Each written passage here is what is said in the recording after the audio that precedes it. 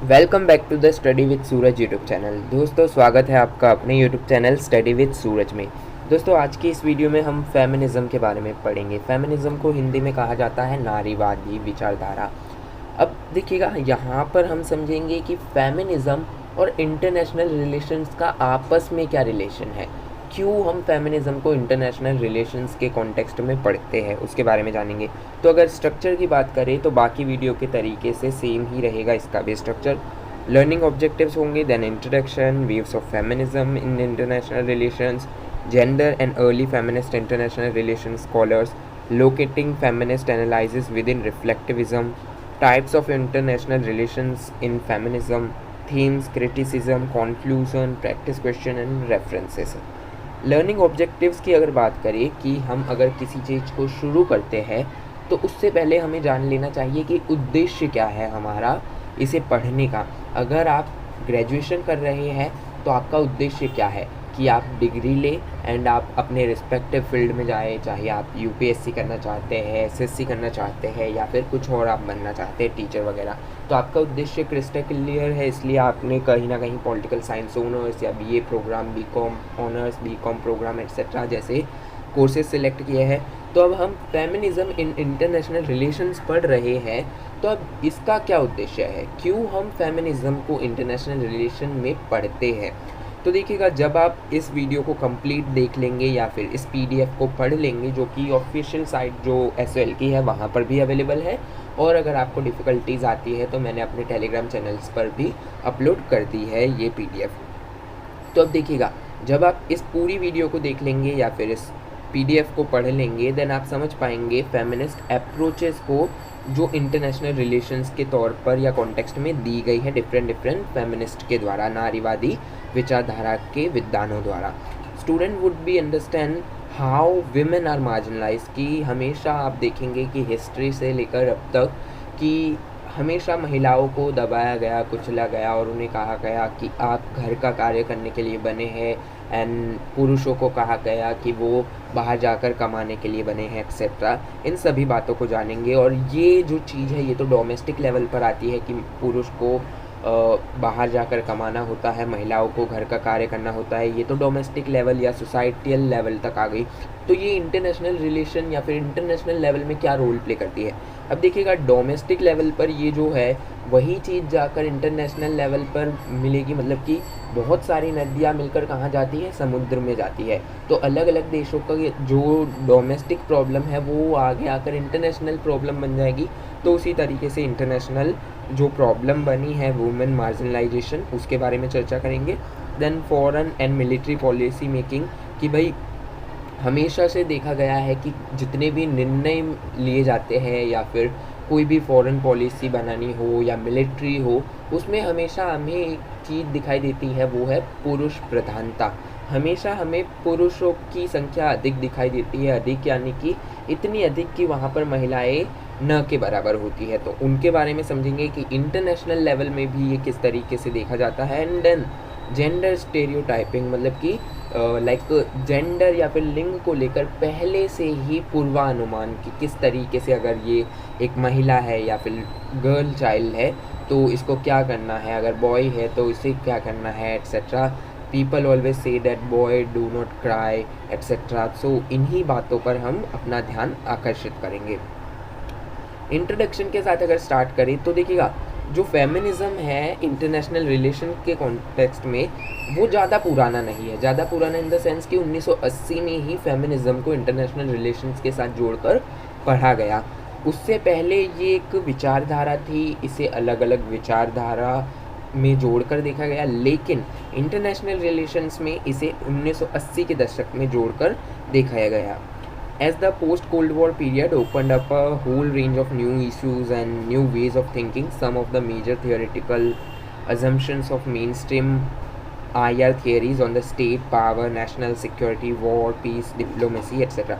So देखिएगा, cold war के बारे में हमने पिछली वीडियो में बात की थी कि कोल्ड वॉर कैसे हुआ, किस तरीके से उसका अंत हुआ। अब कोल्ड वॉर ख़त्म हो गया तो एक महाशक्ति उभरी, वो थी अमेरिका, जो अभी तक वर्तमान में भी महाशक्ति है। तो कोल्ड वॉर जब एक महाशक्ति, पहले 2 महाशक्तियाँ थी, फिर एक बची, तो यहाँ पर क्या हुआ कि पावर का कॉन्सेप्ट, नेशनल सिक्योरिटी का कॉन्सेप्ट, वॉर, पीस, डिप्लोमेसी का कॉन्सेप्ट जो था वो एकदम से ड्रास्टिकली चेंज हो गया। तो उसके बाद डेफिनेटली बहुत सारी ऐसी थियरीज थी जो बदलाव स्वीकार कर रही थी, और बहुत सी ऐसी थी जो मतलब कि अपनी ऑर्थोडॉक्सी विचारधारा में कि बदलाव हम एक्सेप्ट नहीं करेंगे, तो ऐसा देखा गया। अब यहाँ पर क्या हुआ कि वह systematically challenged by feminist scholars. So बहुत सारी थियरीज जो थी, जो बदलाव को एक्सेप्ट नहीं कर रही थी, उन्हें सिस्टमेटिकली, मतलब कि सिस्टमेटिक बहुत ही अच्छे तरीके से फैक्ट के साथ, फिगर के साथ और डेटा के साथ उन पर प्रहार किया गया, किनके द्वारा, नारीवादी विचारधारा के विद्वानों द्वारा, फेमिनिस्ट द्वारा। Feminist scholars were analysing how gender affects international relations, theory and practices.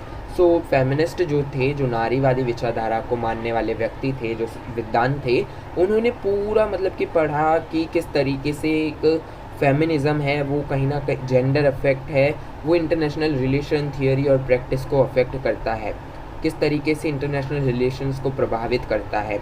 फिर उन्होंने अपना कार्य स्टार्ट किया। Feminist scholars maintain that the field of IR is male centred and the lived experience of women is not accounted for. So feminist ने ये गौर किया कि जो इंटरनेशनल रिलेशंस की पूरी जो फील्ड है, उसमें सबसे ज़्यादा अगर भागीदारी देखी जाए, सबसे ज़्यादा तो वो पुरुषों की है, महिलाओं की बिल्कुल ना के बराबर है। तो उन्होंने इसी बात पर गौर करना स्टार्ट किया और अपनी जो विचारधारा थी, अपने जो आर्ग्यूमेंट्स थे, वो यहाँ पर प्रस्तुत करना स्टार्ट किया। तो अब बात करते हैं waves of feminism and international relations की, कैसी कैसी वेव्स आई और किस वेव में क्या बताया गया। बेसिकली 4 वेव आई थी, चारों के बारे में हम ब्रीफली डिस्कस करेंगे। और एक बात कि आप यहाँ वीडियो तो देख रहे हैं, डेफिनेटली आपके जो बेसिक पॉइंट्स है, जो इम्पोर्टेंट पॉइंट्स है, वो यहाँ पर कवर मैं करवा दे रहा हूँ, लेकिन आपको एक बार रीडिंग ज़रूर करनी होगी। 1 से 2 बार जब आप रीडिंग करेंगे तो आपको बहुत अच्छे से समझ आएगा और आपके माइंड में भी ये बैठ जाएगा। ह्यूमन साइकोलॉजी क्या होती है कि एक वीडियो देखकर ये आपका माइंड आपको कहने लगता है कि हाँ आपको सब कुछ आता है, लेकिन जब आप एग्ज़ाम लिखने बैठते हैं तो आपका माइंड कहता है you do not know anything, I made you fool, कि मैंने तो आपको बेवकूफ़ बनाया। क्योंकि दिमाग जो है वो ज़्यादा कार्य नहीं करना चाहता, वो आलसी है।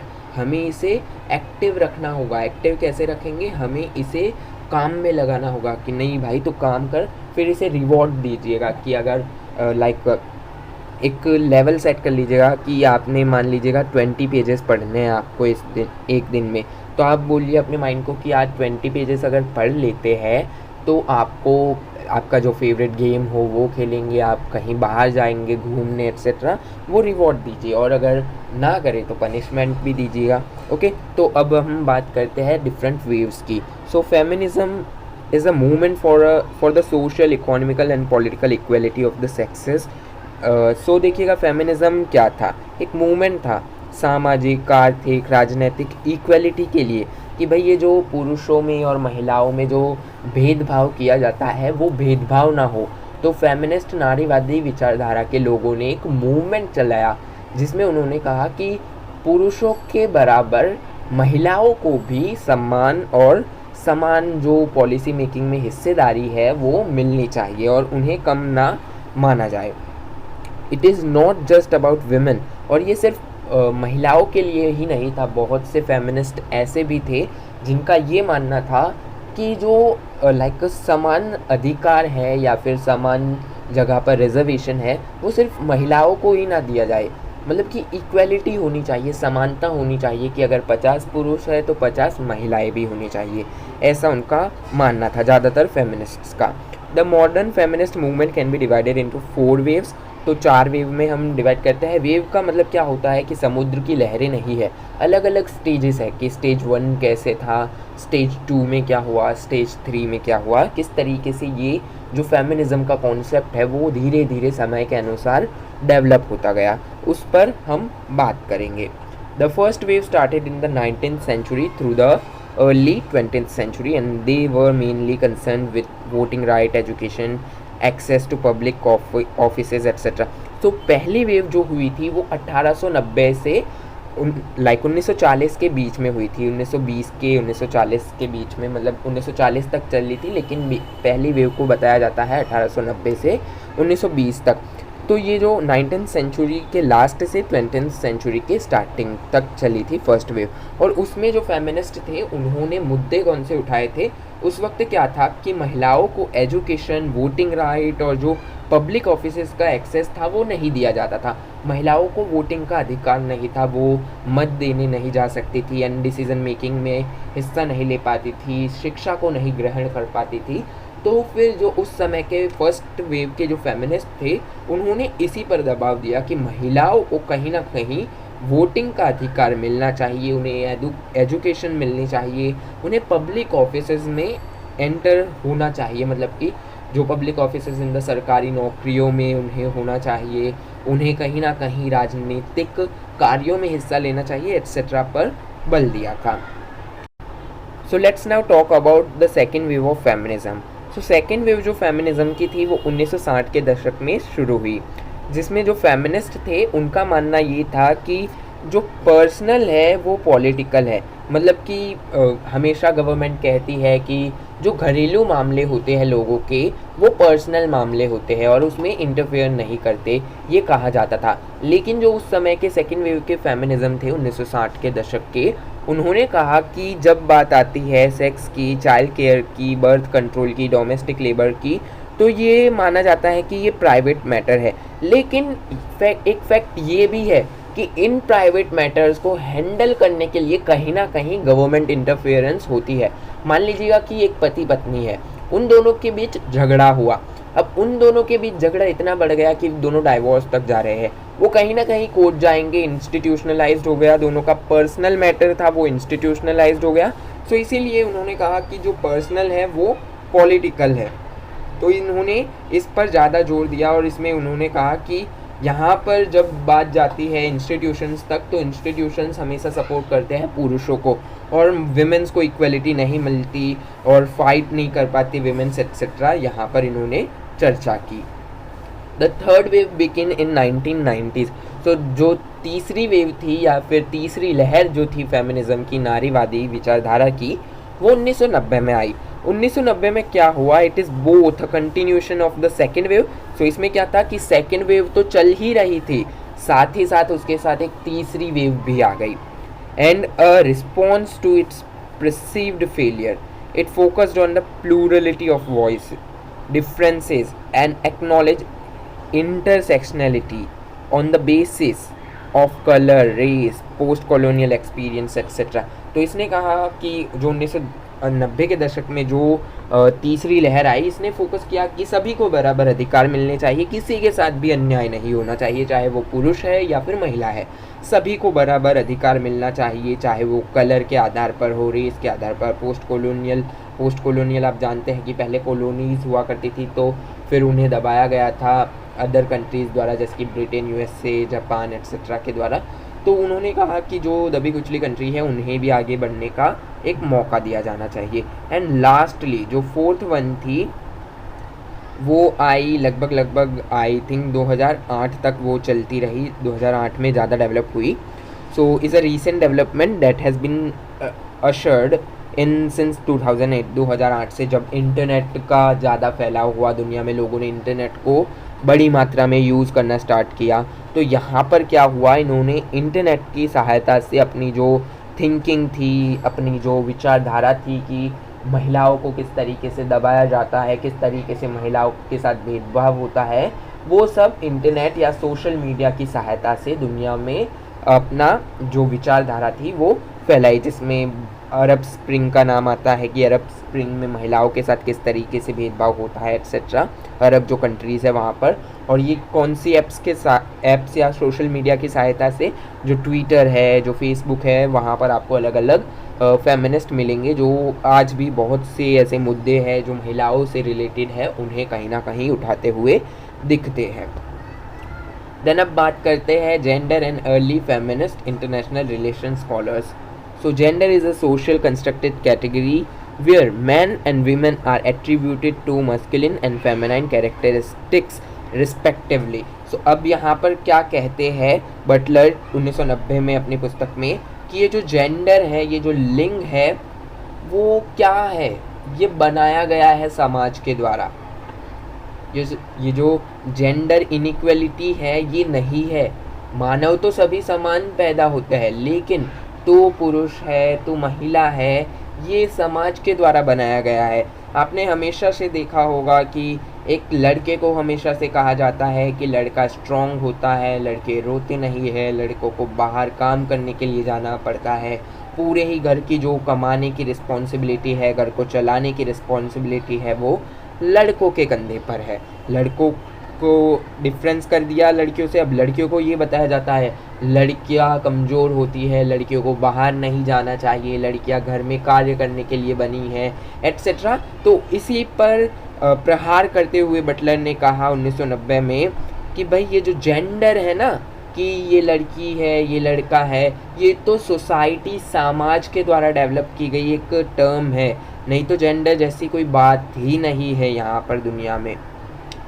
Feminist IR scholarship can be said to be launched by the work of Jen Benthik Elstein, Kaithenia Enlow and J.N. Tickner। So scholarship एक फेमिनिस्ट IR स्कॉलरशिप लॉन्च की गई थी कुछ स्कॉलर्स द्वारा, जिसमें जीन बेंथ के, काइथन एनलो, J.N. टिकनर एट्सेट्रा शामिल थे। These feminist scholars are hugely responsible for introducing the concept of gender in the field of IR। सो ये जो लोग हैं जैसे कि टिकनर, जीन बेंथ के, काइथन एलन एट्सेट्रा, इन्होंने कहीं ना कहीं जेंडर का कॉन्सेप्ट जो था वो IR में लाने के लिए इनका सबसे बड़ा योगदान है। For analysing central themes in international politics like war, diplomacy, policy making etcetera. और इन्होंने एनालाइज किया क्या कि भाई यहाँ पर जब हम देखते हैं लाइक इंटरनेशनल पॉलिटिक्स या फिर वॉर, डिप्लोमेसी, पॉलिसी मेकिंग, तो वहाँ पर हमें देखने को मिलता है कि महिलाएं तो है ही नहीं, अगर है भी तो उन्हें कुछ इस प्रकार के कामों में रखा गया होगा कि लाइक खाना बनाना या फिर नर्सिंग के काम में, जिसमें लाइक घायलों का उपचार करना एट्सेट्रा, ऐसे मामूली कामों में उनको रखा गया होगा।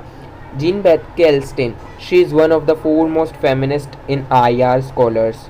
जब IR स्कॉलर्स की बात आती है तो जीन बेंथ के एल्स्टेन का नाम सबसे पहले आता है। उनके द्वारा एक बुक लिखी गई थी विमेन इन वॉर 1987 में। Use the gender lens to examine the discourse on war where femininity understood as a woman is categorized as one in need of protection and masculinity understood as man is the protector। So यहाँ पर इन्होंने इस book में women and war में जो 1987 में लिखी गई थी जेन बेंथ के एल्स्टेन द्वारा, उसमें उन्होंने कहा कि हमेशा से देखा जाता है कि महिला जो है उसे कमज़ोर दिखाया जाता है, उसे डरा हुआ विक्टिम बताया जाता है, और पुरुष जो है उसे एक प्रोटेक्टर के रूप में बताया जाता है। प्रोटेक्टर यानी कि महिलाओं को और बच्चों की रक्षा करने वाला व्यक्ति जो होगा वो पुरुष होगा। Role in the war for instance man as soldier and women as civilian और विक्टिम। सो जब वॉर की बात आती है तो वॉर में हमेशा से महिलाओं को सिविलियन, एक आम नागरिक बताया जाता है, और बताया जाता है कि महिलाएं विक्टिम है, महिलाओं पर लाइक अत्याचार हो रहा है, और जब जब उन्हें बचाने की बारी आती है तो हमेशा पुरुष आगे आते हैं एट्सेट्रा, जैसे जो बातें हैं वो हमेशा बताई जाती है। She criticised the dominating symbols that recognised man as just warrior and women as a beautiful soul. तो उस जो बेंथ के थी एल्स्टेन बेंथ के, उन्होंने क्रिटिसाइज़ किया इसे वॉर को कि भाई हमेशा से ये क्यों कहा जाता है कि पुरुष जो है एक वॉरियर है, एक योद्धा है, एंड जो महिला है वो एक प्यारी सी आत्मा, मतलब कि एक लाइक ब्यूटीफुल सोल का उन्होंने कॉन्सेप्ट दिया कि नहीं, जब जब बात आती है तो महिलाएं भी युद्ध में जाती है और युद्ध को जीत कर वापस आती है। तो उन्होंने बहुत सारे ऐसे एग्जाम्पल्स भी दिए थे जिसमें हम आगे पढ़ेंगे। देन हम पढ़ते हैं काइथिया एनलो। सो इनका मानना था, इन्होंने एक क्वेश्चन पूछा था कि वेयर आर द वीमेन। तो जब जब बात आती है इंटरनेशनल रिलेशंस की, वॉर की, पॉलिसी मेकिंग की या फिर पब्लिक ऑफिसेस की, तो वहाँ पर वीमेन तो दिखाई ही नहीं देती। जब हम आप देखिएगा कि जब कोई पॉलिटिक्स की बात आती है तो अगर कोई विमेन बाय चांस, बहुत रेयरली देखा जाता है, लेकिन बाय चांस अगर कोई इलेक्शन जीत जाती है तो उसका पूरा ही जो काम है या तो उसके पति, देवर, बच्चे या फिर भाई वगैरह संभालते हैं, उनको आगे ही नहीं आने दिया जाता है। तो इसी कारण इन्होंने ये क्वेश्चन उठाया था कि वेयर आर द विमेन, कि महिलाएं कहाँ है ये सोसाइटी से। Then in her famous book, उनके द्वारा एक बुक लिखी गई थी, वो बुक का नाम था बनाना बीचेस एंड बेसेस, जो 1990 में लिखी गई थी। She located women in a political landscape dominated by men and where women are invisible in international relations. तो उस बुक में बताया कि उन्होंने बहुत सारे ऐसे पॉलिटिकल लैंडस्केप बताए जहाँ पर सिर्फ प्रभुत्व किसका है, मैन का, पुरुषों का, जहाँ पर विमेन तो इनविजिबल है, दिखाई ही नहीं देती, और वो फिर इंटरनेशनल लेवल या फिर इंटरनेशनल रिलेशंस में भी देखा जाता है। A diplomat's wife might host a friendly dinner party where foreign emissaries sit together and exchange views informally before entering into a formal agreement that affects foreign relations। सो ना सिर्फ diplomats wife, मान लीजिएगा कि इन्होंने एक एग्जांपल दिया है कि कोई अगर एक डिप्लोमेट होगा और उस डिप्लोमेट के घर पर बाहर से कोई व्यक्ति आएंगे, तो वो जो डिप्लोमेट व्यक्ति होंगे, जो पुरुष होंगे, वो एक टेबल पर बैठकर बातें करेंगे, और जो महिला होगी वो उनके लिए डिनर बनाएगी, खाना बनाएगी, उनको पानी वगैरह, उनकी सेवा करेगी। तो उन्होंने ये बताया, और यहाँ पर एक पॉलिसी बनाई जा रही है इनफॉर्मल वे से, और उस पॉलिसी में कहाँ है विमेन है खाना बनाने के काम में, और पुरुष अपनी पॉलिसी बना रहे हैं। तो इसी पर इन्होंने अपनी बात कही। Likewise in a combat situation man fight at the battle front, but it's the domestic workers, nurses and cooks and tailors that hold the fort at home. और ये भी बताया जाता है कि जो आर्मी में जो पुरुष है वो फाइट लड़ते हैं फ्रंट पर जाकर, जीरो लोकेशन पर जाकर, और महिलाएं क्या करती हैं, महिलाएं लाइक सोल्जर्स के जो क्लोथ्स है वो खाना बनाना, नर्सिंग का कार्य करना, टेलरिंग का कार्य करना, ऐसा सब करना। Because of them soldiers are clothe fed nursed and care. लेकिन पुरुष हमेशा ये भूल जाते हैं कि महिलाओं के कारण ही वो कपड़े पहन पा रहे हैं, उनके जो जख्म है वो नर्स्ड किए जा रहे हैं, उनको खाना खिलाया जा रहा है, और हिस्ट्री में इन बातों को कभी मेंशन ही नहीं किया गया है। This is called gender inequality, इसे कहा जाता है लाइक जेंडर इनइक्वलिटी या भेदभाव, इनका मानना ये है। J.N. Tickner stated that international politics is a man's world। तो J.N. टिकनर ने ये कहा कि इंटरनेशनल पॉलिटिक्स जो है वो एक पुरुषों की दुनिया है। There is a marginalization of women in the arena of foreign and military policy making because of gender stereotyping, as these genders are roles not for women। So ये कहते हैं कि पूरी दुनिया में आप फॉरेन मिलिट्री पॉलिसी मेकिंग कहीं पर भी जाइए तो वहाँ पर आपको हमेशा पुरुष ही पुरुष दिखेंगे, महिलाएं तो दिखेंगी ही नहीं, और दिखेंगी तो एक दो दिखेगी, और वो भी उन्हें वो अधिकार नहीं दिए जाते जो पुरुषों को दिए जाते हैं। और इन्होंने कहा कि हमेशा ये स्टेरियोटाइप बना रहता है कि ना सिर्फ यहाँ पर देखिएगा, हम इसे सिर्फ इंडिया के कॉन्टेक्स्ट में नहीं पढ़ रहे कि इंडिया में ही ऐसा भेदभाव होता है, ये पूरी दुनिया में होता है, पूरी दुनिया के कॉन्टेक्स्ट में पढ़ रहे हैं। और वहाँ पर एक स्टेरियोटाइप बन जाता है कि महिलाएं घरेलू कार्य करने के लिए बनी हैं, एट्सेट्रा एट्सेट्रा। देखिएगा यहाँ पर ये पॉइंट आपको ज़रूर याद रखना है कि महिलाओं और पुरुषों के बीच पूरी बुक मैंने हाईलाइट किया है, 2 से 3 बार पढ़ा देन हाईलाइट किया है, तो पूरी बुक में मुझे सिर्फ ये ही पता चला है, मतलब कि जो समझने योग्य बातें हैं कि पुरुषों और महिलाओं के बीच किस तरीके से डिफरेंस या फिर भेदभाव किया जाता है। पुरुषों को माना जाता है कठोर इन द सेंस कि वो बाहर जाएंगे, कमाएंगे, लड़ाई झगड़ों में जाएंगे, वॉर वगैरह जो होगी, आर्मी वगैरह होगी, घर के लिए पैसे कमाएंगे, रिस्पॉन्सिबिलिटीज़ को संभालेंगे, वो सारी जो जिम्मेदारी है वो लड़कों के कंधों पे है। एंड जो घर का कार्य होगा, नर्सिंग कार्य होंगे, जो छोटे मोटे कार्य होंगे वो महिलाएं करेंगी।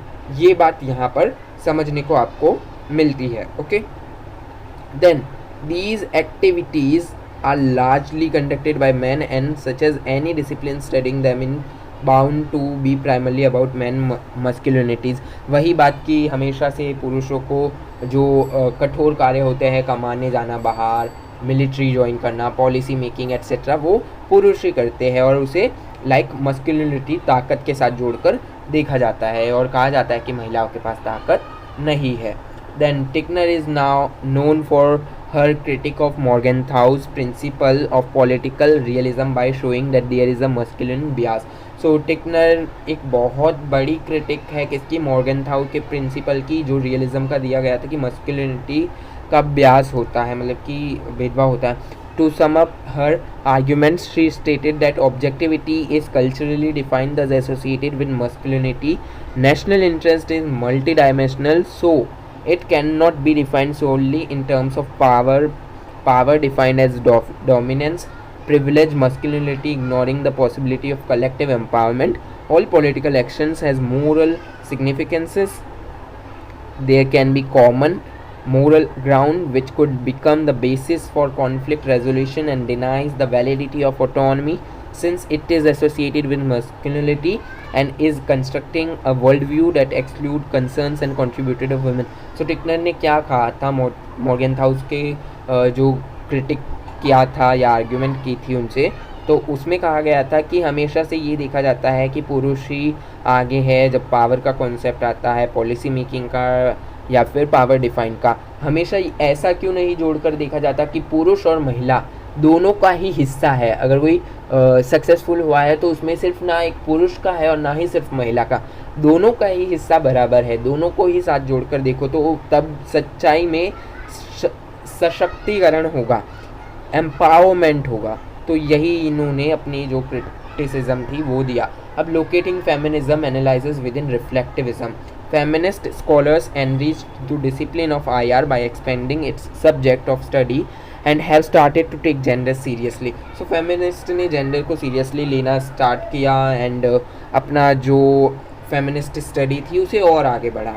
They emphasized that the importance of a gender as a structuring principle to what state is and how state operates in the international system.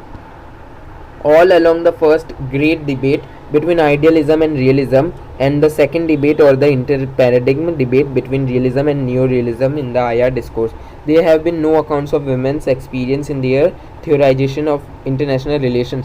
तो दो डिबेट हुई थी, पहली हुई थी आइडियलिज्म एंड रियलिज्म के बीच, सेकंड हुई थी इंटर पैराडिग्म जिसमें रियलिज्म था और न्यू रियलिज्म था. न्यू रियलिज्म एंड रियलिज्म आपने पढ़ा है, अगर नहीं पढ़ा तो डिस्क्रिप्शन में लिंक आपको प्रोवाइड करवा दी गई है, आप वहाँ से पढ़ सकते हैं या देख सकते हैं रियलिज्म पर जो मैंने वीडियो बनाई है.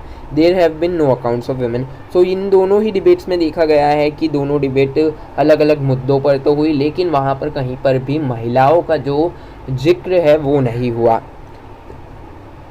और चाहे वो थियराइजेशन ऑफ इंटरनेशनल रिलेशन हो, it was a man's world where the experience of a particular man specially from the west elite and white decides what's going on in the international spheres या international relations. So ये आगे कहती है कि जो पूरी दुनिया है वो पुरुषों की दुनिया है, और पर्टिकुलरली इन्होंने जोर दिया है, एम्फसाइज किया है man specially from west, European countries, American countries, वहाँ के जो पुरुष है उन्होंने जो कहा वही सत्य है, और जो अमीर व्यक्ति है और जो गोरे लोग हैं उनके द्वारा जो कहा गया वही सत्य है और वही सर्वोपरि है, इनका मानना ये था. And this selected male experience is projected on to all of us as a universal human. और ये आगे कहती है कि ये जो इनकी आइडियोलॉजी है वो हम पर ज़बरदस्ती थोपी जा रही है कि ये जो कही यही सही है, तो इन्होंने कहीं ना कहीं क्रिटिसाइज इस तरीके से किया. The lack of pluralism in their theoretical framework result in systematic biases within the IR discipline as they decide what to study, what methods to apply. Basically, they determine what international relations is. So ये आगे कहती है कि ये जो लोग हैं particularly पुरुष and जो western मेल है ज़्यादातर, उन लोगों ने ये अपना एक रास्ता बना दिया कि लोग क्या पढ़ेंगे, क्या खाएंगे, क्या पहनेंगे, इंटरनेशनल रिलेशंस क्या है, जो वट है वो सब उनके पास है, वही डिसाइड करते हैं. However it took a turn during the third debate.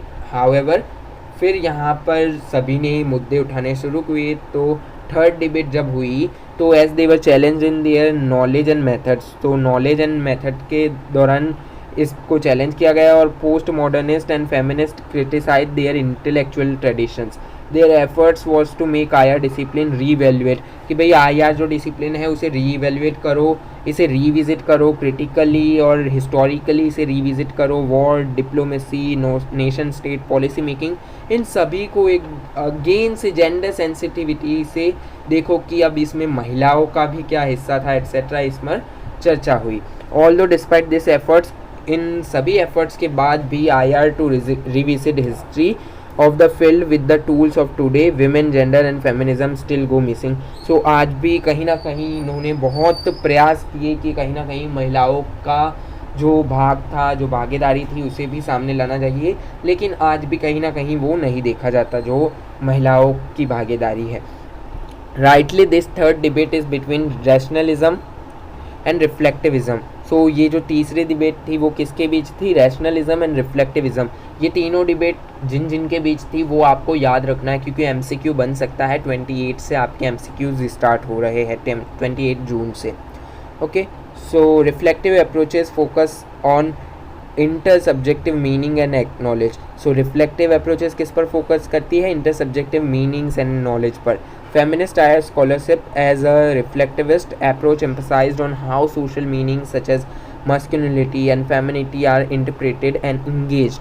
So femininity में इन्होंने क्या कहा कि रिफ्लेक्टिविज्म की सहायता से इन्होंने एक मीनिंग डेवलप की कि मस्कुलिनिटी और फेमिनिटी को किस तरीके से सोसाइटी के द्वारा इंटरप्रेट किया जाता है, किस तरीके से इंगेज किया जाता है। For instant masculinity being understood and manliness की, जब मस्कुलिनिटी की बात आती है तो इसमें हमेशा पुरुष को जोड़कर देखा जाता है, मैनलीनेस के साथ जोड़कर देखा जाता है of a man becomes a fighter और and a protector making war male privilege activity.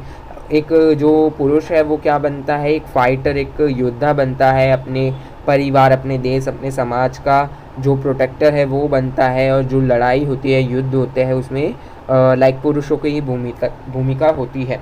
And femininity being interpreted as the essence of womanhood, women become a caregiver and a nurturer making the her custodian of culture, values and ideals। तो women की जब बात आती है, femininity की बात आती है, तो इंटरप्रेट किया जाता है कि women को womenhood नहीं भूलना चाहिए, वो लाइक बच्चों को पालन पोषण करना चाहिए अच्छे से, एंड उनके जो कस्टोडियन है, घर वाले हैं, उनकी सेवा करनी चाहिए, कल्चरल वैल्यूज़, सांस्कृतिक सभ्यता को संभाल कर रखना एक्सेट्रा इनके साथ जोड़कर देखा जाता है।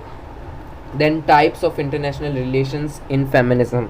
First है difference feminism. According to this trend, there are difference between men and women. The difference rises because of cultural practices of or biological making men and women experience the world differently. So difference feminism क्या है कि ये कहते हैं कि definitely women and men के बीच differences है, जैसे कि reproduction जो है वो एक विमेन कर सकती है, मैन नहीं कर सकता, लेकिन इसके बाद भी ऐसी बहुत सारी बातें हैं जो एक समान है, जो विमेन भी कर सकती है, एक पुरुष भी कर सकते हैं, लेकिन वो जो स्टेरियोटाइपिंग है समाज की, सोसाइटी की, उसके कारण कहीं ना कहीं महिलाओं को पीछे धकेला जाता है। Because women are socialised into certain gender roles and caregivers and nurturer, they understand social relations better than men, which is potential for conflict resolution and peace building process। so हमें ये यहाँ पर आर्ग्यूमेंट देते हैं कि women जो है वो हमेशा बच्चों का ध्यान रखती है, परिवार का ध्यान रखती है, एंड जो सोसाइटी की संस्कार है, संस्कृति है, कल्चर है, उन वैल्यूज़ को संभाल कर रखती है, शांत माइंड में रहती है, तो वो किसी वॉर को अच्छे से सॉल्व कर सकती है, पीस कीपिंग प्रोसेस में एक अच्छा रोल प्ले कर सकती है एक्सेट्रा यहाँ पर बताया गया है। Liberal feminism.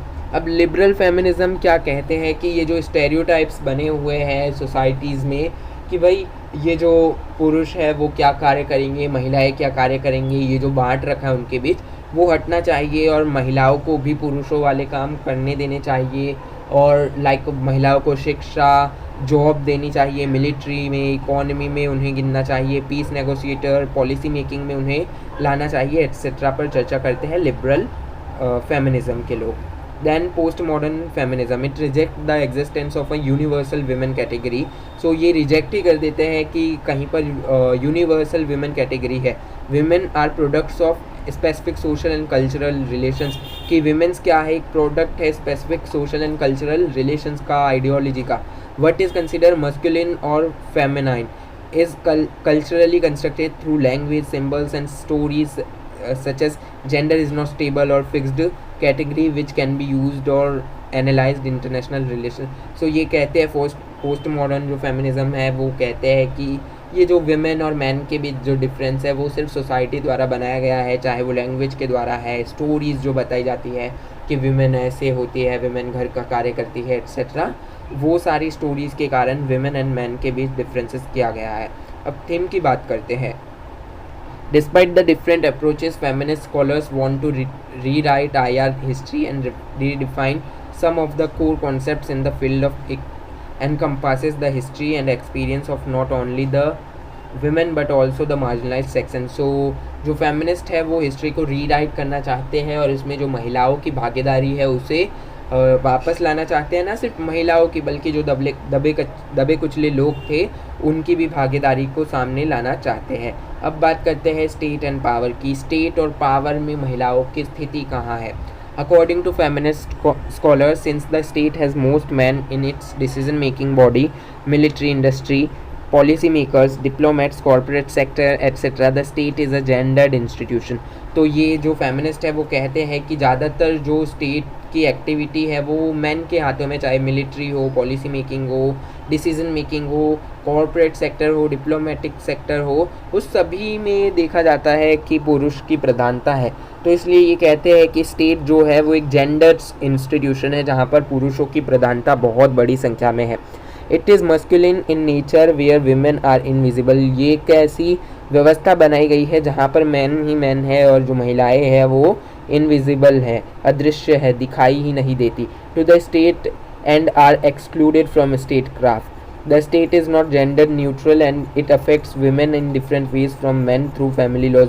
कि जो स्टेट है वो न्यूट्रल नहीं है, ये कहीं ना कहीं महिलाओं को प्रभावित करता है फैमिली लॉज के थ्रू, कस्टमरी लॉज के थ्रू, इनहेरिटेंस लॉ के थ्रू या लेबर लॉ के through. Conflict and violence. According to the feminist, there is a close connection between the state and violence in international relations. So feminist जो है वो कहते हैं कि violence और कॉन्फ्लिक्ट जो है उनका एक बहुत ही नज़दीक का रिश्ता है किसके साथ? स्टेट के साथ, जो कि इंटरनेशनल रिलेशंस में भी देखा जाता है। State's military apparatus is masculine in nature because military activities are aggression, destruction and domination. So state की जो मिलिट्री है वो कहीं ना कहीं कैसी है? पुरुष प्रभुत्व है। और मिलिट्री की एक्टिविटीज़ कैसी है? गुस्से वाली है, एग्रेशन, डिस्ट्रक्शन एंड डोमिनेशन देखा जाता है वहाँ पर। When a state increases its military expenditure, fewer resources are spent on food and welfare. कि जब एक स्टेट अपनी मिलिट्री एक्सपेंडिचर या फिर डिफेंस पर अपना जो खर्चा है वो ज़्यादा बढ़ाता है एक्सपेंडिचर पर, तो वो भूल जाता है फूड, वेलफेयर एंड हॉस्पिटलिटी के ऊपर खर्च करना। In their view, instead of providing protection from the other, the military industrial complex actually harms the vulnerable inside the country because the state resources are diverted to military security rather than development, education, health, welfare, etc. तो जो feminist है वो कहते हैं कि जब कोई state या फिर कोई कंट्री अपने जितने भी एक्सपेंडिचर है या फिर अपना धन जो है वो अगर मिलिट्री पर, डिफेंस पर, सेना पर ज़्यादा व्यय करता है तो वो हम अपने अंदर के जो लोग होते हैं, अपने देश के जो लोग होते हैं उनको ज़्यादा हार्म करता है। जो वल्नरेबल, जो गरीब तबके के लोग होते हैं जिन्हें आसानी से हार्म किया जा सकता है, वो और हार्म किए जाते हैं। क्यों? क्योंकि उनके पास रिसोर्सेज ही नहीं होते, जैसे कि एजुकेशन, हेल्थ केयर, वेलफेयर जो उन पर खर्च होना था वो लाइक मिलिट्री एक्सपेंडिचर पर खर्च हो रहे हैं। तो उसी कारण ये अपना बात या फिर चर्चा प्रस्तुत करते हैं। One of the direct form of violence on women is sexual violence. कि डायरेक्ट फॉर्म ऑफ वायलेंस की अगर बात करें तो वीमेन पर सेक्सुअल वायलेंस देखा जाता है। IR feminists see human trafficking and sexual violence being significant to understanding international relations. These perspectives are not included in the analysis of the mainstream IR theories. So ये जो बातें हैं इन्हें तो IR theories की जो mainstream है, mainstream theory like liberalism, then realism, then communism etc. में इन्हें जोड़कर नहीं देखा जाता। They are blind to gender violence. की जब जेंडर वायलेंस की बात आती है तो वो अपनी आंखें बंद कर लेते हैं। But sexual violence and rape specially during war are lived reality of women's experience. की जब जब वॉर होती है तो वॉर में पुरुष तो लड़ाई में चले जाते हैं, और जब अदर कंट्री दूसरी कंट्री पर इन्वेड करती है तो वहाँ पर जो सेक्सुअल वायलेंस होते हैं, रेप एट्सेट्रा, वो दिखाई देते हैं, जिसकी विक्टिम कौन बनती है? महिलाएं बनती है। War and peace, Elsten took up the core IR concept of war and exposed the gender related realities of war in her Women and War. उनके द्वारा एक बुक लिखी गई थी Women and War. She explored the gender aspect of war and analyzed men and women different relation to militarism and pacifism. पैसिफिज्म का मतलब क्या होता है? एक ऐसा व्यक्ति कि हमेशा से ये माना जाता है कि महिलाएं कमज़ोर होती है, वो वॉर में नहीं जा सकती, लेकिन पैसिफिज्म एक ऐसी टर्म है जो कहती है कि भाई जब समय आता है तो कोई भी वॉर में जा सकता है, मतलब महिलाएं भी जा सकती है, कि वो मिलिट्रियलिज्म में पैसिफिज्म में वो डिफरेंस नहीं कर पाते। Feminist theory criticised this militarised concept of security and broaden the concept of security beyond the militarized and towards human security such as education, clean environment, sustainable economy, food etcetera. So ये कहती है कि military से हट के भी education, clean environment, sustainable economy पर भी ध्यान जाना चाहिए पुरुषों का। Women think of peace and security in terms of food security, human security, water security, health and education development etcetera. तो ये कहते हैं फेमिनिस्ट कि जब जब महिला सोचती है तो वो हमेशा समाज की भलाई के लिए सोचती है, जैसे कि खाने के बारे में, ह्यूमन सिक्योरिटी के बारे में, वाटर की सिक्योरिटी के बारे में, एजुकेशन, हेल्थ, डेवलपमेंट के बारे में। Women have been active anti war struggles, कि हमेशा से विमेन ने लड़ाई का, वॉर का, युद्ध का एंटी वॉर है विमेंस, मतलब कि उसका विरोध किया है। Against hyper militarism which symbolised aggression, violence and dominance, कि महिलाएं हमेशा अग्रेशन, वायलेंस और डोमिनेंस का विरोध करती है एक्सेट्रा बताते हैं। National security is linked to military power, कि जो नेशनल सिक्योरिटी है उसे किससे लिंक करके देखा जाता है? मिलिट्री पावर से। This has been challenged by our feminist scholars as it reflects a masculine views of security, the conceptualization of men as fighters and women as pacifists leads to a masculine culture of provides a militarized security। अब national security की बात जब आती है तो ये कहा जाता है कि महिलाएं हमेशा घरेलू कार्य करती है क्योंकि वो लड़ाई झगड़े नहीं कर पाती, एंड जो युद्ध होता है उसमें तो महिलाएं दूरी बनाए रखती है। तो इस पर भी प्रहार किया कि भाई ऐसी बात बिल्कुल नहीं है कि सिर्फ पुरुष ही वॉर में जाते हैं। कई बार ऐसा देखा गया है कि महिलाएं भी वॉर में आई है और उन्होंने बहुत अच्छा प्रदर्शन किया है, इवन कि पुरुषों से भी अच्छा किया है प्रदर्शन। तो वो कुछ एग्जाम्पल देते हैं फेमिनिस्ट, जैसे कि Margaret Thatcher, Indira Gandhi, Madeleine Albright, Condoleezza Rice and some are और एग्जाम्पल्स। और अगर आपको मैं भारतीय कॉन्टेक्स्ट में एक और एग्जाम्पल दूँ इंदिरा गांधी जी के अलावा भी, तो वो Rani Lakshmibai, you know very well about her. 1857 का जो युद्ध था उसमें किस तरीके से उनकी भूमिका थी।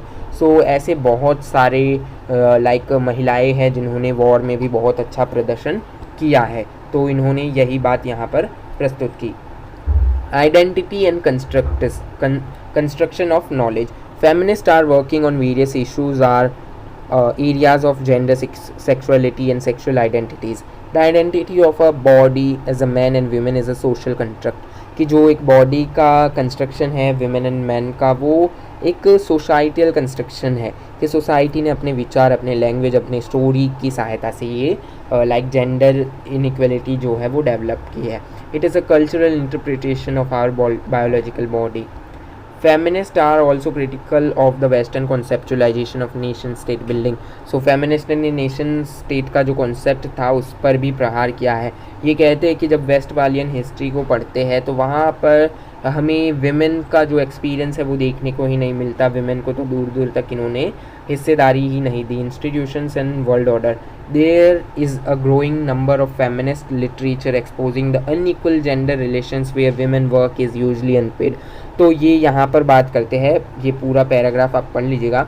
तो यहाँ पर ये बात करते हैं कि जो पुरुष है उनको प्राइमरी अर्नर कहा जाता है, घर का प्रोटेक्टर कहा जाता है, कि जो पुरुष है वो कमा कर आएगा देन घर चलेगा, लेकिन जो महिलाएं कमाती है उसको माना जाता है कि ये एक्स्ट्रा है, एडिशनल कमाई है। ये सब इसी पैराग्राफ में लिखा हुआ है, आप पढ़ लीजिएगा। तो मैं टाइम को बचाने के लिए आपको एक्सप्लेन कर देता हूँ। तो इनका कहना है कि पुरुष प्राइमरी है, कि पुरुष की तनख्वाह से ही घर चलता है एट्सेट्रा, और जो महिला कमाती है वो तो एक्सेप्शन है या फिर एडिशनल इनकम है एट्सेट्रा। एंड जब पुरुषों की बात आती है तो उन्हें कहा जाता है कि वो वर्क करते हैं, वो दुनिया की जो जीडीपी है या फिर कंट्री की जीडीपी है उसमें अपना योगदान लेते हैं। लेकिन महिलाओं का इसमें योगदान नहीं गिना जाता। क्यों? क्योंकि वो घरेलू कार्य करती है, डोमेस्टिक वर्क करती है। तो डोमेस्टिक वर्क भी अगर करती है तो वो भी अनपेड है, उनके लिए तो उन्हें कोई पैसे नहीं दिए जाते। तो इनका मानना है कि since women's work is invisible to the state, they are also made invisible in the international relations. की अगर स्टेट में ही जो महिलाओं के कार्य है उसे निगलेक्ट किया जा रहा है, इग्नोर किया जा रहा है, तो इंटरनेशनल लेवल में डेफिनेटली इसे इग्नोर किया जा रहा होगा कि महिलाएं बिना किसी तनख्वाह के कार्य करती है। वो एक वाइफ की ड्यूटी निभाती है, एक मदर की ड्यूटी निभाती है, गर्ल की रिस्पॉन्सिबिलिटी निभाती है। इन ड्यूटी के पैसे कौन देगा? इनको कौन कंसीडर करेगा जीडीपी में? अगर महिलाएं अगर घर का कार्य करना छोड़ दे तो फिर सोचिए कि क्या होगा। घर का कार्य करने के लिए कहाँ से आप पैसे लाएंगे?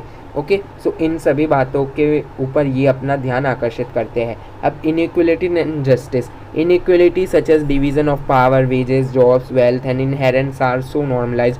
कि भाई ये जो डिफरेंसेस होता है, जो मतभेद किया जाता है कि महिलाओं को पुरुषों के समान सैलरी नहीं दी जाती, महिलाओं को ज़्यादा कार्य किया जाता है, ज़्यादातर जॉब्स में महिलाओं को ज्वाइन भी नहीं किया जाता etcetera.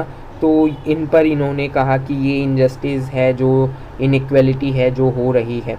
Any income earn by women is considered additional, कि जो महिला कमाती है वो एडिशनल इनकम गिनी जाती है, और जो पुरुष कमाता है वो प्राइमरी ब्रेड विनर की घर चलाने के लिए सबसे ज़रूरी इनकम जो है वो पुरुष की इनकम है, महिला की नहीं। Women's work is hardly consider as a contribution to national growth, कि नेशनल ग्रोथ में विमेन का जो कॉन्ट्रीब्यूशन है वो गिना ही नहीं जाता। She is not protected by labour laws, earns less than man and is more vulnerable to work place harassment. की भाई उन्हें किसी भी तरीके की कानूनी सहायता नहीं दी जाती, लाइक लेबर लॉ में उन्हें नहीं गिना जाता। वो पुरुषों से कम कमाती है, मेहनत बराबर करती है, और उन्हें आसानी से हैरेस किया जा सकता है वर्क प्लेस में उनके साथियों के द्वारा, खासकर पुरुष साथियों के द्वारा। क्रिटिसिज्म, अब फेमिनिज्म इतना कुछ कहते हैं तो अब डेफिनेटली इसका विरोध भी किया होगा किसी ना किसी ने, तो किस आधार पर किया? तो the most widely leveled criticism against the feminist IR scholarship is that focus on women, कि भाई ये सिर्फ महिलाओं पर ही फोकस करती है। फेमिनिस्ट जो आइडियोलॉजी है वो सिर्फ महिलाओं पर ही फोकस करती है। In gender studies there is too much focus on women, की बहुत ही ज़्यादा फोकस जो है वो वुमेन पर ही दे दिया है इन्होंने। There is less focus on man and masculinity, कि पुरुषों पर तो फोकस किया ही नहीं है, मस्कुलिनिटी पर तो फोकस किया ही नहीं है as a subject of study.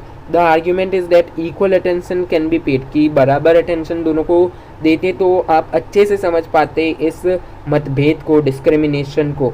For example उन्होंने एग्जाम्पल भी दिया कि अगर कोई पुरुष जो है वो कमाने नहीं जाएगा, प्रोटेक्ट नहीं करेगा, स्ट्रॉन्ग नहीं बनकर रहेगा, ब्रेव नहीं बनकर रहेगा, रैशनल डोमिनियरिंग एट्सेट्रा नहीं बनकर रहेगा, then people will like doubt कि ये उनके मैन होने पर डाउट करेंगे, कि उनके मैनलीनेस, लाइक हमेशा से कहा जाता है man are powerful, man should be in war, man should earn money. So अगर वो एक्टिविटीज़ मैन नहीं करेगा तो समाज जो है उसे एक लाइक डाउटफुल नज़रिए से देखेंगी कि क्या ये मैन है भी या नहीं एट्सेट्रा।